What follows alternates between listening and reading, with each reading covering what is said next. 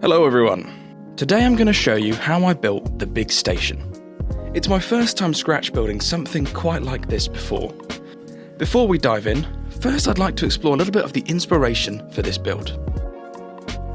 The big station is quite an ambiguous term and could allude to many stations. The railway series had Tidmouth and Vickerstown. The model series had their staple as Knapford, but also included Tidmouth, Crowburn's Gate, and even Kirk Ronan. The CGI era even added Vickerstown. I wonder why the TV series decided to go with Knapford instead of Tidmouth. I don't think they ever really gave a reason for it. Maybe they just wanted to be a little bit different. Let's be different to the TV series and be a bit of a railway series purist this time. Let's go with this being Tidmouth. I've always liked the levels at Kirk Ronan, where they have the town below the station. So I decided I'd borrow that element for this station. In terms of visuals, I drew a lot of inspiration from St Pancras and King's Cross, both in London, right next to each other. I've made big station sets before, and I've always used these Pico overall roof canopies. I dug these out of storage, while a little bit beaten and battered, they would still work. These kits come with two canopies, and they can be joined side by side or pushed together to make one extra long canopy. I needed another kit so that I could have an extra long station. I wanted to make sure the platform buildings were the same length as the canopies, so they wouldn't need these stands on either end. I measured them, and then in Photoshop, I created these digital designs of the buildings. These could then be cut with the Cricut. These little holes would serve as slots that windows and doors could be inserted into. The windows and doors themselves were 3D modelled. They're fairly simple designs and were created with a lip at the back to slot into the holes. I thought it'd be nice to give the windows arch tops to fit in with the canopy shapes too. With the new Pico kit having arrived, I set to work constructing the new canopy. These are really simple sets. All you have to do is cut the plastic pieces away and assemble each section bit by bit.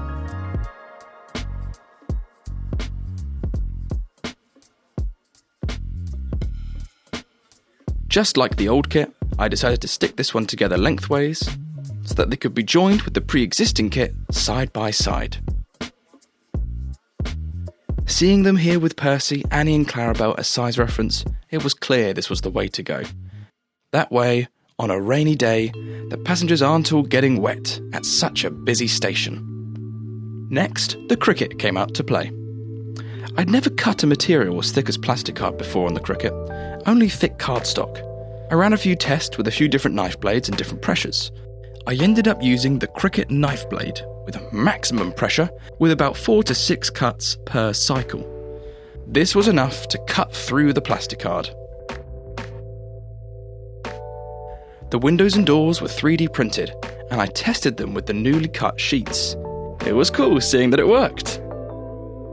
Once all the building pieces were cut, I assembled them using superglue and foam core. I know a plastic cement adhesive might be best placed here, but I'm sadly a very impatient man when it comes to my own projects. And when I set myself a harsh deadline for no apparent reason, other than to make myself suffer, I really must adhere to them. To figure out how wide the platforms needed to be, I used the newly built canopies and buildings as my reference. I found this guide online which shows what real-life clearances would be in 00. I knew I wouldn't stick to this strictly. I wrote these measurements down on the board and lined up the tracks accordingly. This then gave me the width I needed for the platform to ensure there was enough room for the passengers to wait for their train. I designed the platforms to be longer than the buildings so that I could fit 3 express coaches at the station. I then cut the platforms out of thick foam core and secured them with balsa wood underneath. The joints in the foam core were filled with trusty Humbrol model filler and then sanded down. This was my first time ever using textured plastic art in a custom build. I started by mixing a red and brown paint wash and applied this liberally to all of the bricks. I then used a piece of tissue and dabbed the wash. This gave the bricks a really great texture and meant the brick colour wasn't uniform throughout. I then moved on to the mortar. Since there were gaps in the bricks, I knew I could fill them with something and then wipe away the excess. This is where things started to go a bit wrong. although, admittedly, they already had, and I'll tell you why in a moment. I opted to use a beige-coloured weathering powder. I figured since it was a dry, dusty substance, I could apply it across all the bricks and then wipe it away. I did a small test, and initially I was actually really pleased with the results. So I then proceeded to weather the entire station. As I wiped away this powder, I became more and more disillusioned with the results.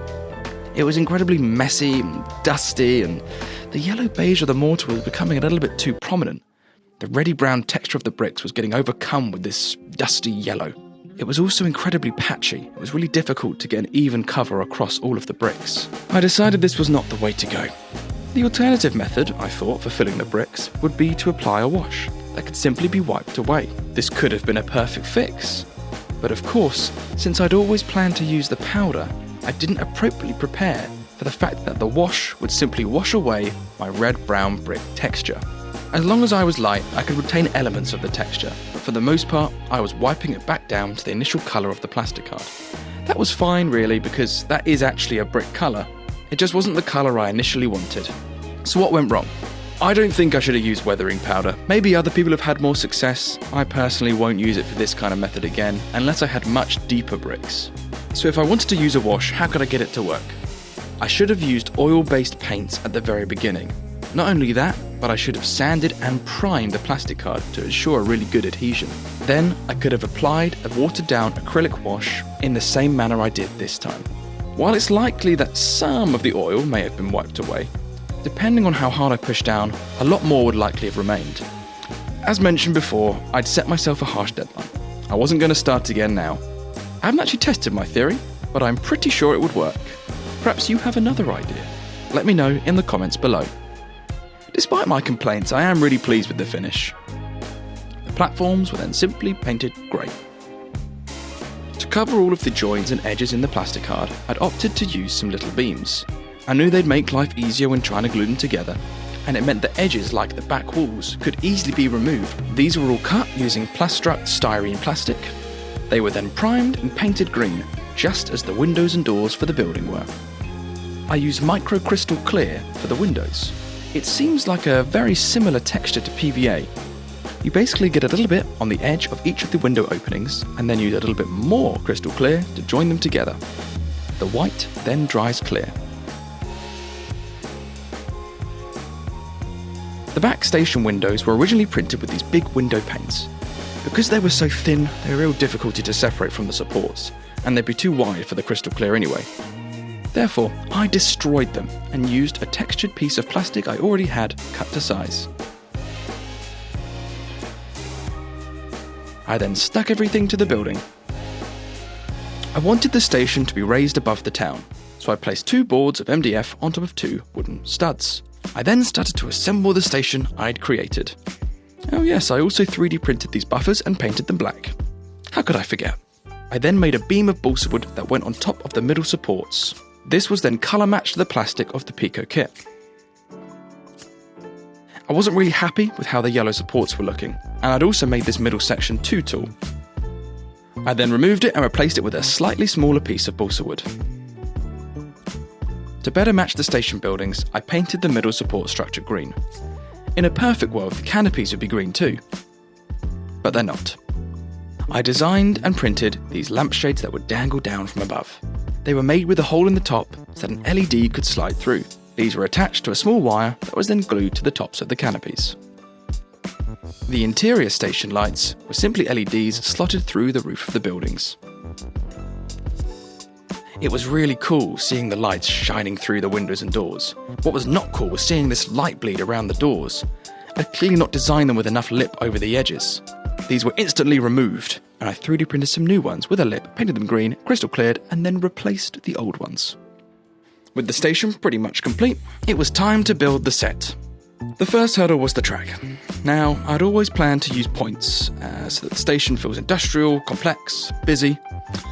What I didn't account for is how much of my regular OO scaled flexi track is just sort of gone. Over the years, it just gets destroyed, burned, or lost. No idea how. I've since invested in bullhead OO track. Now, it looks really realistic, but the actual rails themselves are slightly thinner and shorter. When you join it to regular OO track, there's this sort of jump that happens. It's fine every now and then, but it would annoy me if it was happening on the big station whenever engines set off with their trains. So, I couldn't use normal OO track because I didn't have enough. I didn't really want to use the points with the bullhead track because jump. So I decided to only use the bullhead with no points. I don't own any bullhead turnouts as they're just far too expensive for me. In a wonderful world, I'd have 8 on this set. That's just too much money. I'll start the GoFundMe for the TTM points fund soon, but for now, this will work. The other bonus is that I won't have troubles with the engine stopping and starting when going over the switches. So are there points there? No. Am I going to pretend they're there? Yeah, it's very likely, yes. Okay, I think I've explained my way out of that one. As always, I'm using Woodland Scenic's coarse ballast, which has had some black weathering powder added to it to give it a darker look.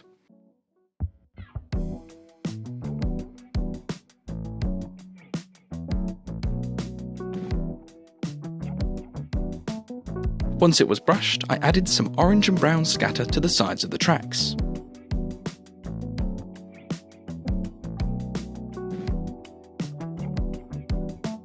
I got to this stage and realised I'd not created any holes for the smoke to come through. As we'd be at the big station with the hustle and bustle of all the engines, it was very, very important that we had some smoke. I drilled some holes at spots I thought the engines were likely to stop at. I then hoovered the excess wood away and refilled with ballast.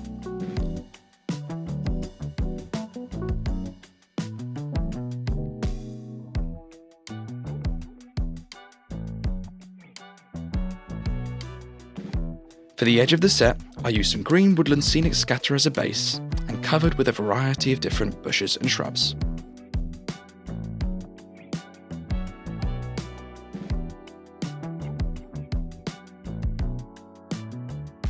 I played around with the buildings at the back. I needed to make sure the roofs were the right height for the camera.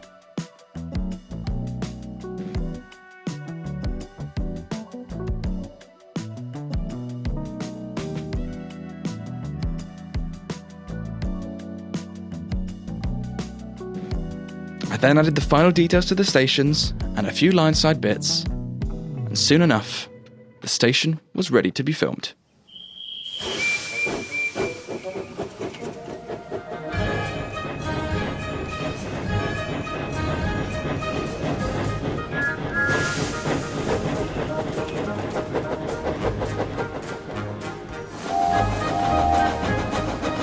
Thank you very much for watching. I'd also like to use this moment to say that I do have a Patreon, the link is in the description. You get early access to videos, behind the scenes, and even more. Let me know what you'd like to see next. All the best.